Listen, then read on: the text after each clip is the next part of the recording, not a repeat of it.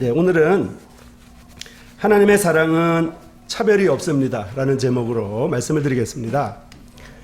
성경에 보면 이제 구약에는 노아의 대홍수가 있고 소돔과 고모라의 멸망이 있습니다. 이제 신약에는 말씀하시기를 누구든지 믿지 않으면 불과 유황으로 타는 못에 가리라고 이렇게 말씀하고 있어서 구약의 노아의 홍수나 노아의 대홍수나 소돔과 고모라의 멸망은 오늘날 사람들에게 경고의 메시지고 그림자라고 이렇게 생각되어집니다. 로마서에 보면 차별이 없느니라 이렇게 말하고 있습니다. 모든 사람이 죄를 범하였음에 하나님의 영광에 이르지 못하더니. 하나님이 보실 때는 모두 다 기준 미달입니다. 그리고 이런 기준 미달인 모든 사람에게 대해서 하나님의 사랑은 차별이 없습니다. 성경에 보면 우리는 두 가지밖에 없는 것을 볼 수 있습니다. 오늘날 이 세계에는 두 부류의 사람이 살고 있습니다. 죄 있는 사람과 죄 없는 사람, 그리고 구원받은 사람과 구원받지 않은 사람, 그리고 믿는 사람과 믿지 않는 사람, 이렇게 있습니다. 이 두 부류 중 한편에 속해 있습니다. 그리스도인이든지 그렇지 않으면 그리스도인이 아니든지 둘 중에 하나입니다. 길도 두 가지 길이 있습니다. 멸망과 죽음으로 인도하는 넓은 길이 있고요. 또 하늘과 영생으로 인도하는 좁은 길, 둘밖에는 없는 것입니다.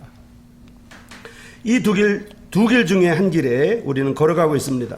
넓은 길 아니면 좁은 길인데 중간 길은 없습니다. 성경이 우리에게 그렇게 말하고 있습니다. 천국 아니면 지옥으로 향하고 있는 것입니다. 주인도 두 주인밖에 없습니다. 한 주인은 하나님이시고 한 주인은 마귀입니다. 두 주인 중 하나를 섬기고 있습니다. 왜냐하면 한 사람이 두 주인을 섬길 수 없기 때문입니다. 어느 편에 속해 있습니까? 그리고 어디로 가고 계십니까? 한편에는 유죄 판결이 붙어 있고 다른 편에는 무죄 판결이 붙어 있습니다.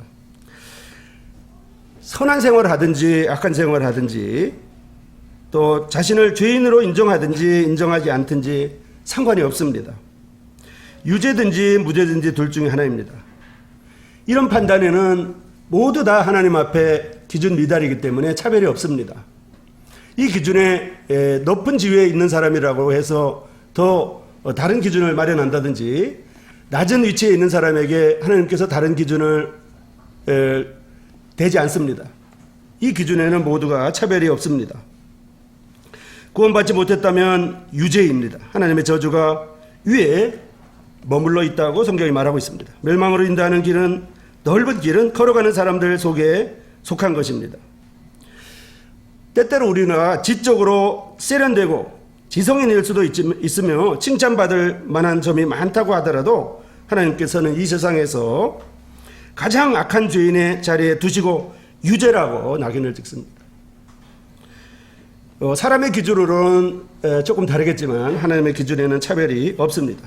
다 동일하게 타락한 것은 아니지만 모두가 죄인이라는 데에는 차별이 없습니다.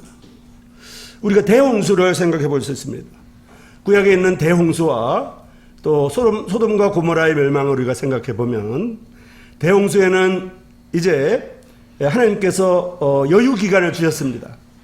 이제 노아에게 앞으로 120일 후에 이제 멸망할 테니까 물이 넘칠 테니까 준비하라고 이렇게 120일의 유예 기간을 주셨습니다. 대홍수는 우리에게 가족 구원에 대한 여유 기간을 주신 것입니다. 그러나 소돔과 고모라는 가족 구원에 대해서 여유 기간을 주지 않았습니다. 소돔과 고모라가 멸망할 때 하나님께서 하나님의 천사가 롯에게 즉시 멸망할 테니까 나가라고 했습니다. 안 나가니까 손을 잡고 나갔습니다. 이제 두 사건에서 우리는 대홍수에서 우리는 우리의 가족들 중에 믿지 않는 사람들에게 이렇게 시간이 있는 것을 생각해 볼 수가 있습니다.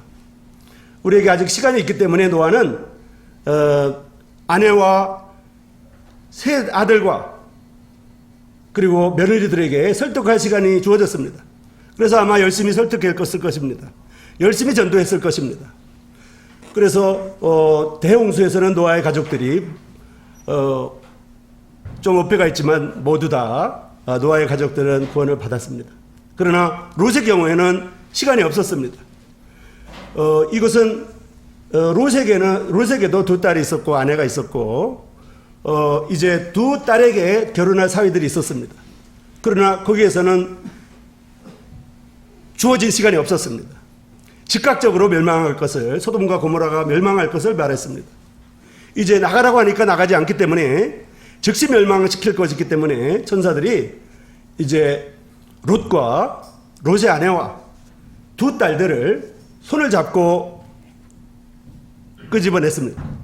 사위들은 농담으로 여기기 때문에 사위들은 이제 장인의 말을 듣지 않고 농담으로 여기기 때문에 사위들은 나가지 못했습니다. 그러나 그 가운데 롯의 아내는 뒤로 돌아봄으로 말미암아 소금기둥이 된 것입니다. 두 딸들이 자격이 있어서 구원받은 게 아닙니다.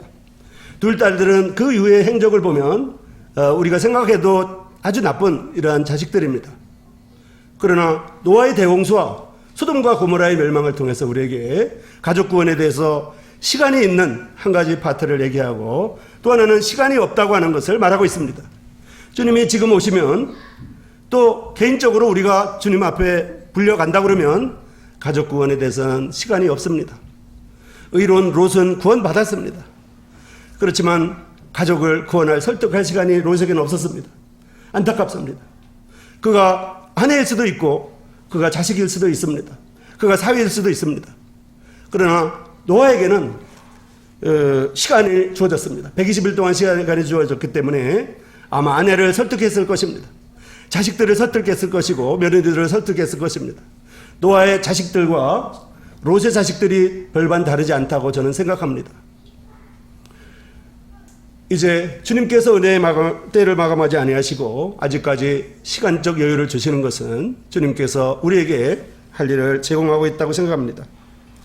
노아와 그 가족을 제외한 인류 전체를 멸망시킨 저 홍수를 생각할 때 우리 앞에 그려지는 그 환상이라고 하는 것은 비참합니다.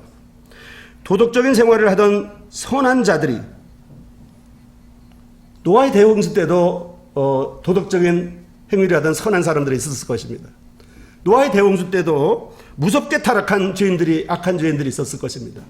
그러나 도덕적인 생활을 하던 선한 죄인들과 무섭게 타락한 죄인들과의 그들을 휩쓸어가는 영원으로 휩쓸어가는 사나운 물결 위에 그들은 죽어갔습니다.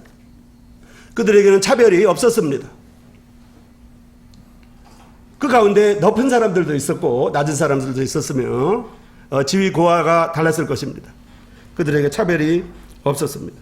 오직 두 부류밖에 없었으니 방주 안에 있었던 사람과 방주 밖에 있었던 사람들로 나뉘었습니다. 죄가 많았느냐 적었느냐, 사람들이 흔히 말하듯이 착했느냐 악했느냐 문제가 되지 않았습니다. 하나님을 불복종했습니다. 안전한 방주로 피하라는 경고를 무시했고 결과적으로 선택의 길은 없었습니다. 문제는 방주가 아니면 죽음이었습니다. 그들은 아마 가장 높은 봉우리에 방주가 있었기 때문에 가장 높은 봉우리까지 올라간 사람도 있었을 것이고 그냥 골짜기에서 그냥 포기한 사람도 있었을 것입니다. 가장 꼭대기까지 올라간 사람이나 포기하고 골짜기에 있었던 사람이나 하나님의 대홍수 사건에는 차별이 없었습니다. 방주로 들어간 사람하고 들어가지 않은 사람으로 나뉘었습니다. 아마 어떤 사람들은 방주까지 올라가가지고 아마 막 죽으려고 할 때 눈물을 흘리면서 애곡하고 구하려고 소리친 사람들이 있었을 것입니다. 그러나 모두 동일하게 멸망했습니다. 그들이 방주로 들어가는 것을 거부했기 때문입니다. 120일이나 여유가 있었기 때문에 노아는 가족들뿐만 아니라 다른 사람들에게도 전도했으리라고 우리는 미루어 짐작할 수가 있습니다. 살인했거나 손이 붉은 피로 물들었기 때문에 멸망의 낙인이 찍히는 것이 아닙니다. 주어진 유일한 피난처인 예수 그리스도를 무시했기 때문에 멸망하지 않으면 안 되는 것입니다. 우리가 이같이 큰 구원을 등한히 이기면 어찌 피하리요? 라고 말하고 있습니다. 외적으로 대단히 선한 생활을 했든지 오늘날 행해지는 많은 범죄 사건에 한 번도 관련된 일이 없을 수도 있습니다. 신문에 나올 만한 피부에 날 만한 악한 일을 한 번도 안 한 사람일 수도 있습니다. 그러나 그런 악한 사람들이라고 할지라도, 그런데 신문에 한 번도 안 나왔다고 할지라도 하나님 앞에는 차별이 없었습니다. 외적으로 대단히 선한 생활을 했든지 악한 생활을 했든지 말입니다. 구원의 방주인 예수 그리스도를 등한히 여기고 잊어버린 까닭에 유죄였고 멸망할 수밖에 없었습니다. 소돔과 고모라를 보면, 소돔과 고모라를 하나님께서 파멸하셨을 때 그 성에 살던 사람들이 다 동일하게 범죄했고 타락했다고 생각하지 않습니다. 사람의 기준에서 보면 소돔과 고모라도 아마 자선봉사하는 사람들이 많았을 것이고, 아마 사람의 기준에는 이제 차등이 있었을 것입니다. 차별이 있었을 것입니다. 누군가는 이렇게 건져주고 싶은 사람이 있었을 것입니다. 그러나 하나님의 판단에는 차별이 없습니다. 그 중에는 흉악범도 있었을 것입니다.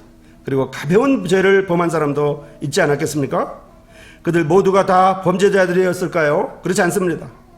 절대 그렇지 않습니다. 모두가 하나님 앞에서 죄인이었고 따라서 전부 유죄였습니다. 하늘로부터 유황불이 떨어질 때, 불과 유황이 떨어질 때 남, 여, 노소는 물론 선인, 악인의 차별이 없이 모두 다 멸망했습니다. 애굽의 장자들도 마찬가지입니다. 이집트에서 나올 때 말입니다. 이집트에서 나올 때 애굽의 장자들이 모두 동일하게 악했다고 생각할 사람은 없을 것입니다. 의심할 여지 없이 그들의 대부분은 훌륭한 사람이었을 것입니다. 거기는 정치가들도 있었고 시인들도 있었을 것이며 우리보다 훌륭한 사람들이 많이 있었을 것입니다. 그러나 하나님의 말씀은 내가 피를 볼 때 너희를 넘어가리니 라고 하셨습니다. 문인방과 문설주에 피가 발라진 집은 무사했지만 그렇지 않은 집은 장자가 죽었습니다. 죄의 정도가 문제가 아니었습니다. 복종과 불복종의 문제였습니다. 피가 뿌려져 있는가 아니면 남아있는가, 뿌려져 있는가 아닌가가 문제였습니다. 여기에는 역시 두 부류의 구분이 있었습니다. 피로 덮음을 받은 사람과 피로 덮음을 받지 않은 사람들이었습니다. 예수 그리스도의 피로 보호되어 있습니까? 영혼을 속죄하는 것은 피라는 것을 기억해야 됩니다. 피 흘림이 없은 즉 죄사함이 없다고 히브리서 나와 있고, 피가 죄를 속한다고 레위기 17장 11절에 나와 있습니다. 하나님은 누구도 변개할 수 없는 말로 나타내셨습니다. 내가 피를 볼 때 너희를 넘어가리니, 이것을 피할 길은 없었습니다. 이제 소돔과 고모라의 사건이나 노아의 대홍수 사건이나 또 에집트에서 장자들이 죽은 사건이나 볼 때 차별이 없었습니다. 단지 피를 발랐느냐 안 발랐느냐, 방주에 들어갔느냐 안 들어갔느냐, 그리고 소돔과 고모라에서 천사들의 손을 잡고 뒤돌아보지 않고 갔느냐 안 갔느냐 문제입니다. 그 외 모든 사람들에게, 사람들이 볼 때는 차별이 분명히 있었을 때도 불구하고 하나님은 차별이 없었습니다. 모두 유죄였습니다. 교도소에 가보면 여러분의 죄인들을 보게 될 것입니다. 살인자로부터 경범죄인들도 있을 것입니다. 아마 억울하게 들어온 사람도 있을 겁니다. 그들은 모두 유죄이며 법적으로 다 정죄된 것입니다. 같은 물속에 빠져야 죽는 것이 아닙니다. 한길 물속에 빠져도 익사하는 사람이 있습니다. 한 가지 죄가 하늘나라로 들어가지 못하게 하는 것입니다. 이제 쇠사슬을 이렇게 보시면 쇠사슬을 위에서부터 이렇게 있잖아요. 쇠사슬이 한 50개로 이렇게 됐다 그러면 50개 중에 49개가 아무리 단단하다 그래도 그 중에 한 개가 끊어지면 쇠사슬을 붙들고 있는 밑에 낭떠러져 있는 사람은 죽습니다. 이와 같습니다. 죄인도 많은 죄를 안 지었다고 할지라도 한 가지 죄만 지어도 하나님 앞에 유죄이라고 하는 것입니다. 한 가지 죄가 하늘나라로 들어가지 못하게 하고 멸망의 무리 속에 던져지는 것은 수천 가지의 죄의 결과와 차이가 없습니다. 한 가지 죄를 지나 수천 가지의 죄를 지나 차별이 없습니다. 왜냐하면 하나님께서는 다음과 같이 말씀하셨기 때문입니다. 누구든지 온 율법을 지키다가 그 하나에 거치면 모두 범한 자가 된다고 야고보서 2장에 나와 있습니다. 어떤 사람이 10개 고리로 엮인 쇠사슬에 매여 있다고 제가 말씀드렸습니다. 갑자기 쇠줄이 끊어져서 떨어졌습니다. 그런데 조사해 보니까 한 개만 딱 떨어지고 나머지 9개는 붙어 있었습니다. 그러나 결과는 죽은 것입니다. 죄도 이와 같습니다. 십계명이라는 율법으로 묶여 있습니다. 그 중에 하나를 깨뜨렸다고 생각해 볼 수가 있습니다. 그것이 비록 10개 중에 한 개라고 할지라도 율법을 깨뜨렸기 때문에 멸망하는 것입니다. 누구든지 온 율법을 지키다가 하나에 거치면 모두 범한 자가 된다고 야고보서 2장 10절에는 나와 있습니다. 인간이 저지를 수 있는 죄 중에서 가장 무서운 죄가 성경에 기록되어 있습니다. 인간이 유죄 언도를 받을 수 있는 범죄 중에 가장 몸소리치는 죄가 바로 주 예수 그리스도를 거절한 죄입니다. 성경은 이것을 분명히 말씀하고 있습니다. 그분의 사랑을 거절했고 그분의 부르심을 무시하고 짓밟아 버렸습니다. 하나님의 은혜의 선물을 거부했습니다. 불신의 죄를 범하게 되는 것입니다. 이 죄는 성경에 지적한 죄 중에 가장 무서운 죄입니다. 이것은 배은혜 죄라고 할 수 있습니다. 은혜를 배반한 죄입니다. 죄에 대하여라면 저희가 나를 믿지 아니하며 이렇게 말하고 있습니다. 이 불신앙이라고 하는 이것은 도저히 용서받을 수 없는 큰 죄라고 성경이 말하고 있습니다. 친구의 선물을 거절함으로 친구의 마음을 상하게 할 일은 꿈에도 생각하지 않을 것입니다. 영원한 구원이 놓여있는 하나님의 선물을 거절하고 또 좀처럼 생각도 하지 않습니다. 범하고 있는 가장 무서운 죄, 그것이 바로 불신앙입니다.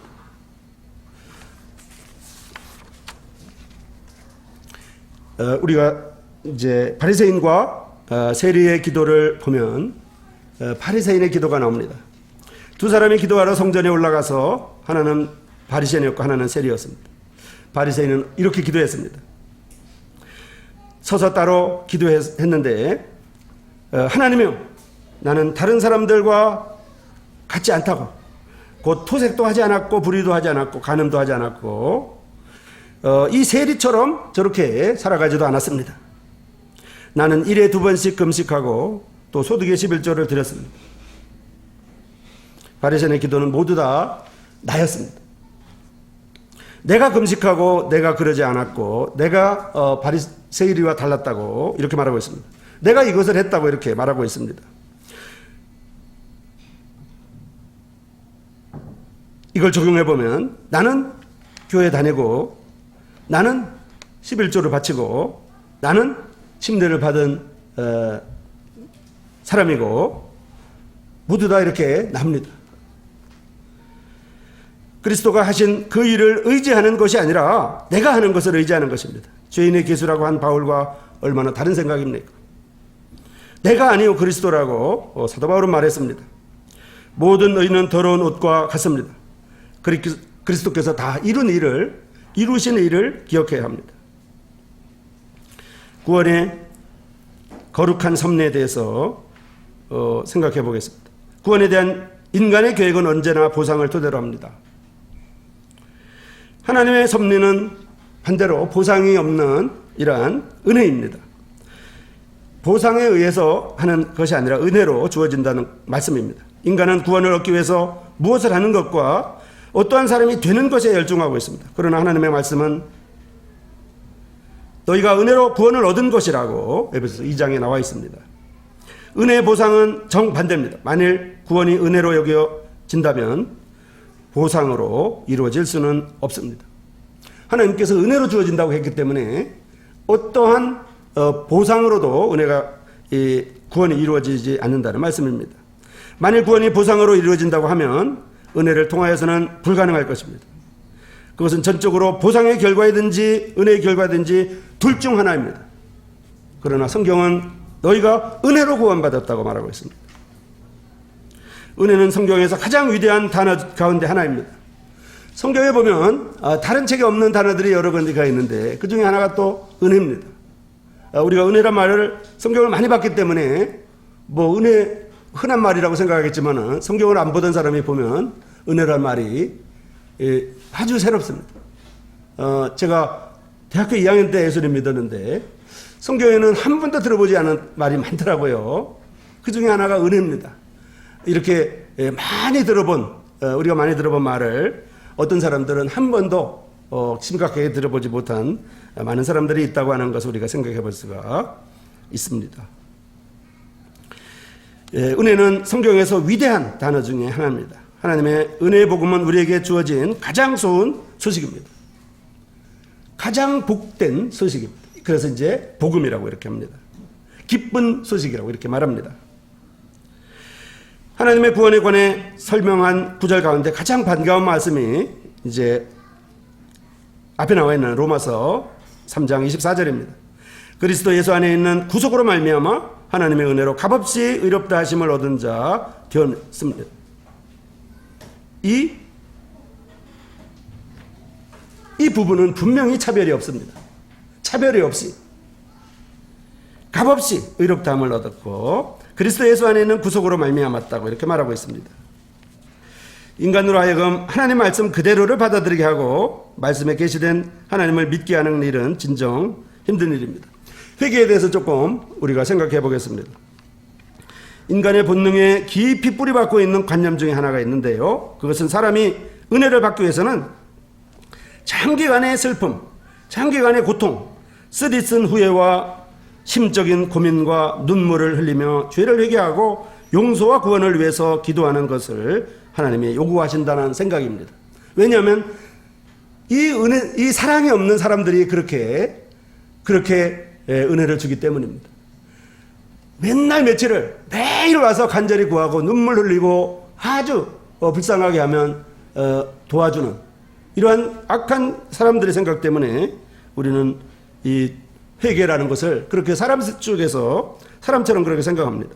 그래서 장기간 슬퍼하고 장기간 후회하고 장기간 계속 죄를 회개하고 이렇게 해야만 하나님이 들어주실 줄로 생각하고 그렇게 하나님이 요구하신다고 실제로 가르치기도 합니다.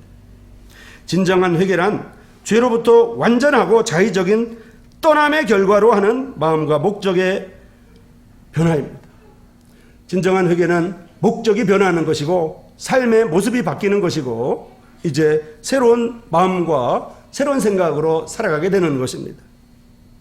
이것은 언제나 구원의 믿음에 포함되어서 이렇게 완전하고 자의적인 떠남으로 목적을 새로로 하는 이렇게 하면 이것은 언제나 구원의 믿음에 포함되고 있고요. 반드시 구원을 따르게 합니다.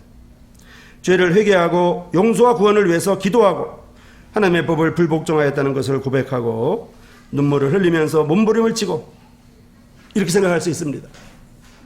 하나님의 은사를 이러한 행위의 보상으로 받을 수 있다고 생각하기 때문입니다. 왜냐하면 사람들은 그렇게 대접하고 있는 경우가 있습니다. 그렇기 때문에 하나님의 사랑도 그렇게 계속 눈물 흘리고 계속 뭔가 노력을 하고 이렇게 해야만 된다고 생각하는 것입니다. 자신의 모든 행위에서 떠나서 곧 눈물, 기도, 회개, 고백 등을 떠나서 그리스도만을 의지하고 그분을 영접하고 그분의 흘린 피를 의뢰하며 믿음을 구원의 사역을 완성시킨 갈보리의 그리스도 위에 놓고 그분이 모든 죄값을 치렀다는 것을 믿는 순간이 있어야 됩니다.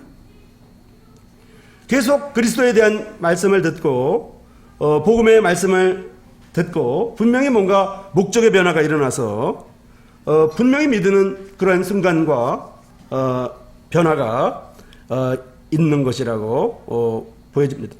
하나님께서는 인류를 향하여 등을 지신 것이 아닙니다. 인류를 향하여 등을 지고 뒤에서 등 지고 있는 하나님 뒤에서 계속 요구하고 계속 간청하고 계속 눈물 흘리고 이렇게 하면 하나님이 등을 돌리는 것이 아닙니다. 종교에서는 그렇게 가르치기도 합니다. 그러나 하나님은 그렇지 않습니다. 하나님께서는 인류를 향하여 등을 지시고 있지 않습니다. 하나님의 눈은 의인을 향하신다고 말했습니다. 하나님의 얼굴은 악인을 향한다고 말하고 있습니다. 그게 무슨 말씀입니까? 하나님은 의인이나 악인을 계속 보고 있습니다.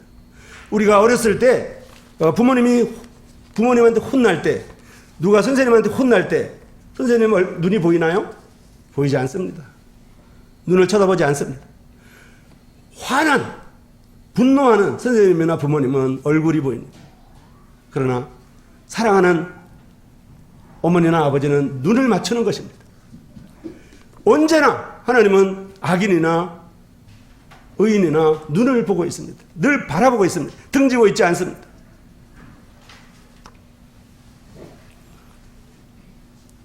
사람이 구원 얻기 위하여 하나님께 구걸하고 애원하고 졸라댈 필요가 사실은 없습니다. 종교가 그렇게 합니다. 바로 인간을 구원하시려는 그분이 기다리고 계시는 것입니다. 앞을 보고 기다리고 계시는 거지. 누구든지 오라고, 수고하고 무거운 짐진 자들아 다 내게로 오라고 이렇게 기다리고 있고 등지고 있지 않습니다. 이제 말씀을 통해서 그렇게 생각할 수가 있습니다. 바로 인간을 구원하시려는 그분이 기다리고 있는 것입니다. 그것이 그분의 아드님을 보내신 이유인 것입니다. 그분은 멸망하는 인류를 향하여 손을 내미시고 와서 잡아서 받으라고 하십니다. 수고하고 무거운 짐진 자들아 다 오라고, 누구든지 오라고, 차별 없이 오라고 이렇게 말하고 있습니다. 하나님은 선물을 주시며 인간들이 그것을 받기를 간절히 원하시는 것입니다. 크리스마스 선물을 받을 때 우리는 기도를 합니까? 즉 졸라대느냐 말입니다. 주는 사람을 안다면 그렇지 않을 것입니다. 크리스마스 선물을 이렇게 누가 주는데 그 주는 사람이 누군지 알아요. 그러면 저 사람이 날 줄 줄 분명히 알기 때문에 가서 손을 잡는다든지 쪼른다든지 이렇게 하는 어린이들이 없을 것입니다. 왜냐하면 그 주는 사람을 알기 때문에. 그 예수님을 우리가 알게 되면 절대로 구원받게 해달라고 졸라대지 않을 것입니다. 장기적으로 졸라대지 않고 장기적으로 계속 이렇게 하지 않을 것입니다.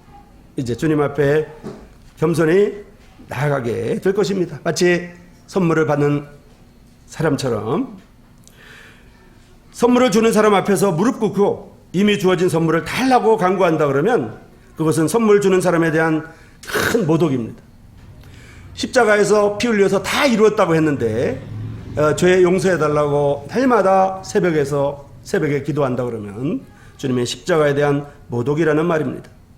그저 선물을 받고 감사합니다라는 인사를 할 것입니다. 하나님께 대한 관념을 바꾸고 그분의 선물을 받고 그분께 감사할 것입니다. 성경은 우리에게 이렇게 말하고 있습니다. 영생은 오직 믿음에 의해서 주어지는 것을 이제 알게 됩니다.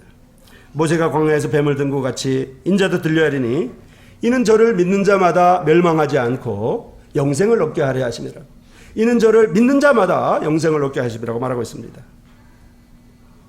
아들을 믿는 자는 영생이 있고 이렇게 아들을 믿는 자는 영생이 있고 아들을 순종하지 않는 사람은 영생을 보지 못하고 도리어 하나님의 진노가 그 위에 머물러 있다고 말합니다. 진실로 너희에게 이르노니 내 말을 듣고 나 보내신 이를 믿는 자는 영생을 얻었고 심판에 이르지 아니하니 사망에서 생명으로 옮겼다고 말합니다. 사도행전에 보면 이제 사도행전을 공부하고 있는데요. 사도행전에 보면 어떻게 해야 구원받습니까? 하고 사도들에게 물어봤을 때 사도의 답변은 그겁니다. 주 예수를 믿으라. 그리하면 너와 내 집이 구원을 얻으리라고 말했습니다.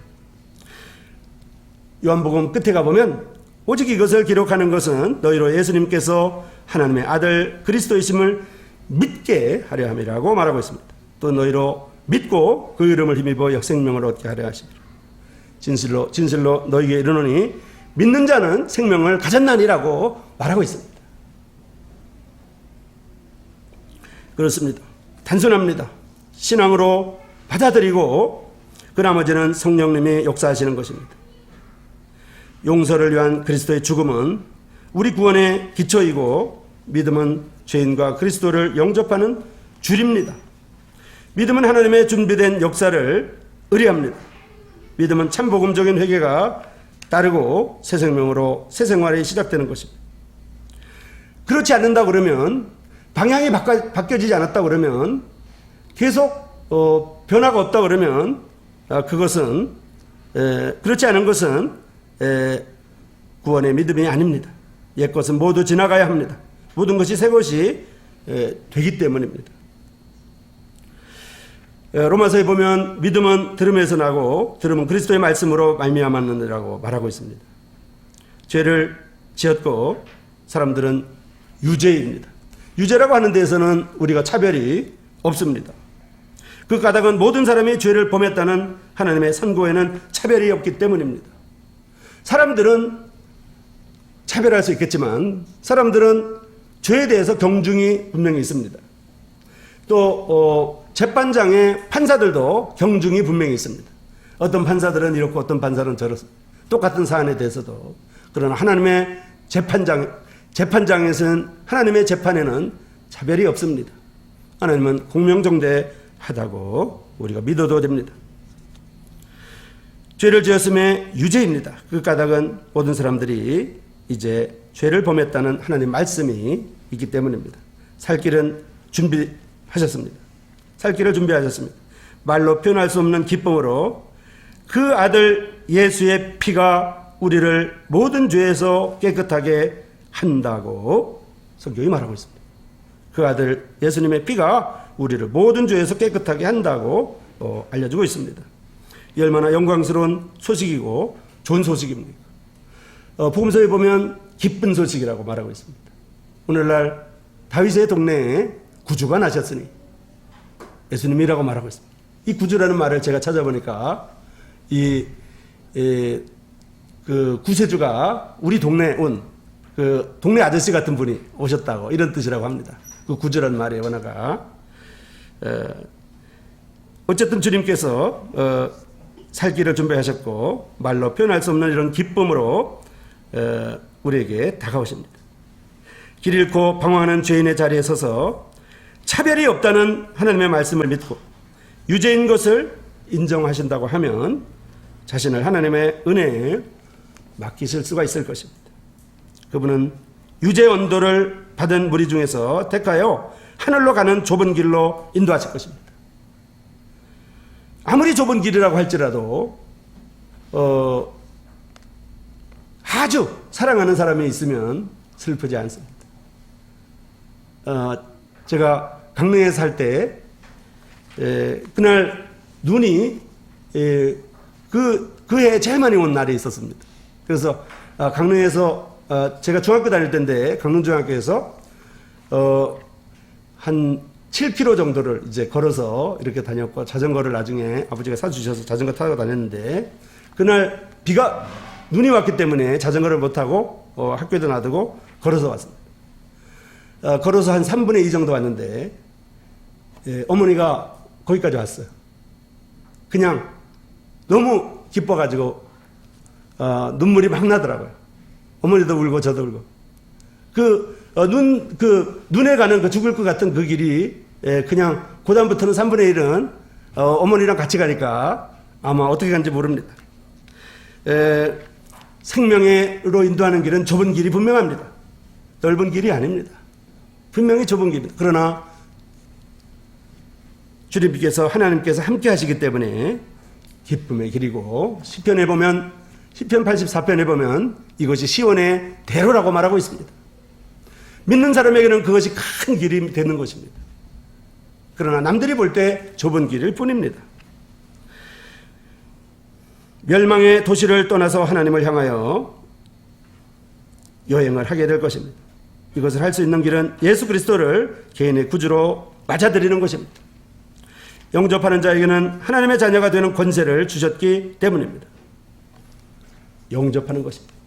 이제 하나님의 아드님 예수님이 이 세상에 오셨는데 예수님을 믿는 자에게 예수님이 우리에게 비춰질 때 빛으로 예수님이 오실 때 그것을 받아들이는 것입니다.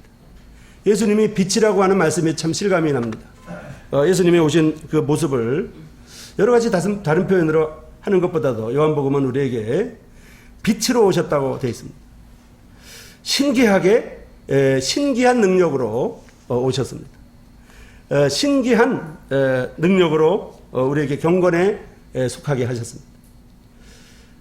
아주 기묘한 방법으로 주님이 우리를 구원하셨습니다.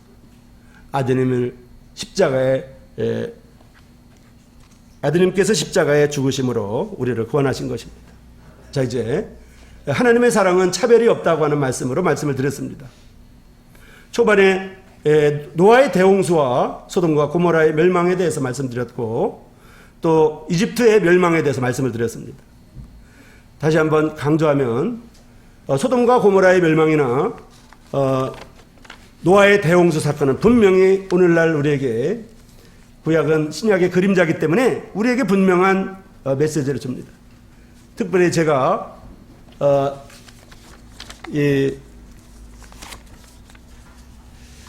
특별히 저에게 그 말씀이 다가왔습니다. 어떤 사람에게는 아마 노아의 대홍수 때 아내와 또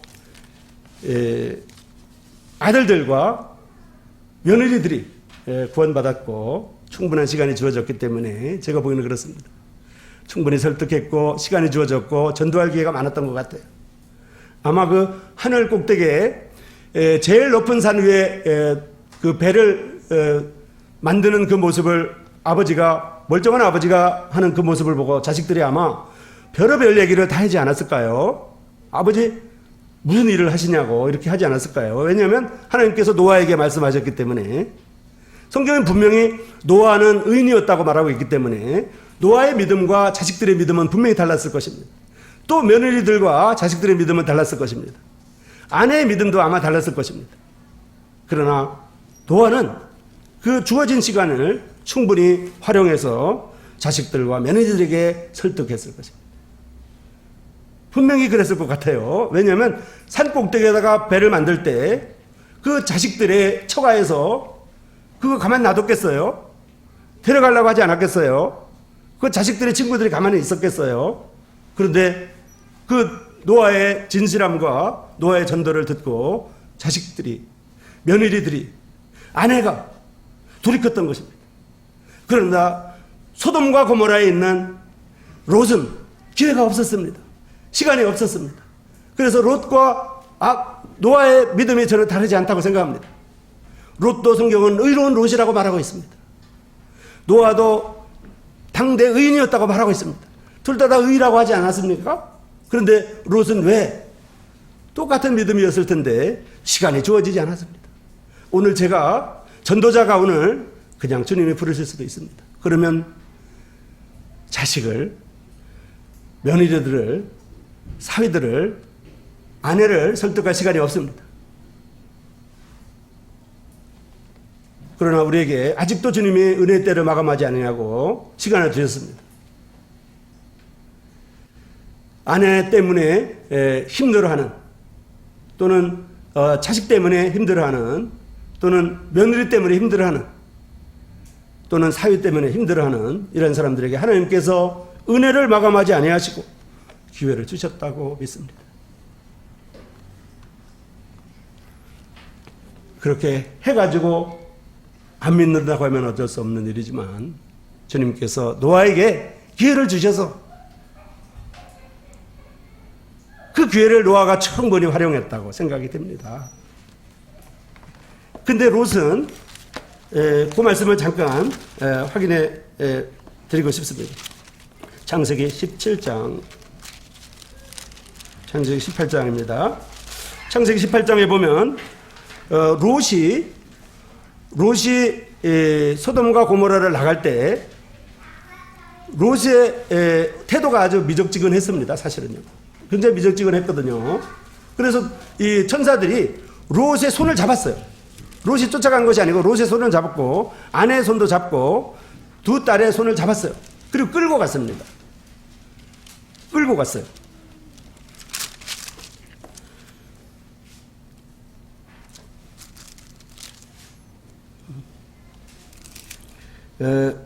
창세기 19장 보겠습니다. 19장 14절에 보면 롯이 나가서 그 딸들과 결혼할 사위들에게 말하되 이성을 멸할 테니 일어나서 떠나라고 했는데 사위들이 농담으로 여겼습니다. 그래서 사위들은 시간이 없었기 때문에 더 이상 도와드릴 수가 없었습니다. 동틀 때 천사가 롯을 재촉했습니다. 이제 즉각적으로 노아 때랑 달리 즉각적으로 이제 멸망시켜야 되기 때문에 롯을 재촉해서 일어나 여기 있는 내 아내와 두 딸을 이끌고 가라. 이성의 죄악 중에 함께 멸망할까 하느라. 그러나 롯이 지체했습니다. 롯이 머뭇거렸습니다. 그래가지고 그 천사들이 그 사람들이 롯의 손과 아내의 손과 두 딸의 손을 잡아 인도하여 성 밖에 두니 여호와께서 그에게 자비를 더하심이었다. 그래서 성 밖에다가 본인 힘이 아니고 롯의 힘이 아니고 롯이 아내를 붙잡은 게 아니고 롯이 딸들을 붙잡은 게 아니고 천사들이 붙잡았기 때문에 그래서 성 밖에 놨기 때문에 자기 힘은 전혀 들어가지 않고 바깥에 놓여져 있습니다. 그러나 롯의 아내는 이제 뒤로 돌아봤기 때문에 소금 기둥이 되었다고 말하고 있습니다. 결론을 말씀드리겠습니다. 롯의 믿음과 노아의 믿음은 같다고 생각합니다. 그러나 차이점은 롯에게는 시간이 없었습니다. 즉각 불과 유황이 하늘에서 쏟아졌는데 노아에게는 120일간이나 여유가 있었습니다. 노아를 포함한 8명은 그들의 믿음이 똑같지 않았습니다. 결코 그렇지 않고 노아에게만 의인이라고 말하고 있습니다. 롯도 롯의 믿음과 두 딸의 믿음이 같지 않습니다. 그런데 분명한 것은 소돔과 고모라에서 롯과 두 딸이 나왔고 구원을 받았습니다. 대홍수 때 노아를 포함한 8가족이 나왔고 구원을 받았습니다. 그들의 차이는 분명히 방주로 들어갔느냐 안 들어갔느냐, 그 성을 떠났느냐 안 떠났냐는 겁니다. 분명히 방향을 잡아가지고 삶의 목적을 바꿨느냐 안 바꿨느냐, 계속 조른 게 아닙니다. 그렇죠? 자, 이 시간에는 하나님의 사랑은 차별이 없다고 하는 말씀으로 전해드렸습니다.